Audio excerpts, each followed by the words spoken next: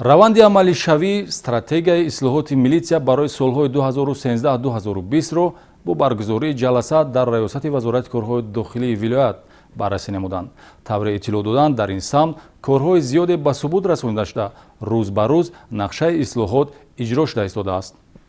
ҷаласаи навбатии аъзоёни шӯрои ҷамъиятӣ оид ба мусоидати ҷомеаи шаҳрвандӣ ба ислоҳоти милитсия бо иштироки роҳбарияти раёсат, сардорони шӯъбаҳои ташкилии нозиротӣ, ҳифзи тартиботи ҷамъиятӣ, тафтишот ва хадамоти пешгирии ҳуқуқ вайронкунӣ байни ноболиғон ва ҷавонон доир гашт. дар оғоз муовини якуми сардори раёсат полковники милитсия Музаффар Ализода ҳадафи баргузор намудани ҷаласаи якҷояи кориро тавзеҳ дод, ки мақсади он ҳарчи бештар ноил шудан ба натиҷаҳои мусбӣ дар самти амалисозии стратегияи ислоҳоти милитсия барои солҳои 2013-2020 ва барномаи ислоҳоти милитсия барои солҳои 2014-2020 мебошад. тавре дар рафти ҷаласа қайд гардид, иштироки бевосита ва мустақими шаҳрвандони касбу кори гуногун дар раванди ислоҳот хело муҳим мебошад ва бояд шаҳрвандон имконияти осони пешниҳод намудани таклифу дархост ва фикру андешаро дошта бошанд. зимни муҳокимаи ин мавзӯъ дар баробари ба таври анъанавӣ гузаронидани афкор дар байни аҳолӣ, ташкили барномаи микрофони озод, гузоштани сандуқи ҷамъоварии пешниҳод вобаста ба ислоҳоти милитсия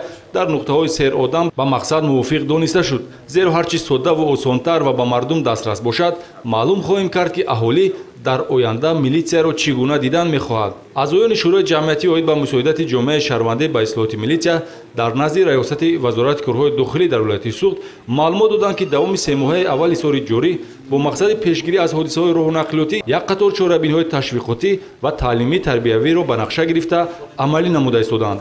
ҳайати иштирокчиёни ҷаласа дар баробари баррасии барномаи кории шӯро дастури супоришҳои роҳбарияти вазорати корҳои дохилиро мавриди омӯзишу муҳокима қарор дода, барои самарабахшии фаъолият қарорҳои дахдор қабул намуданд.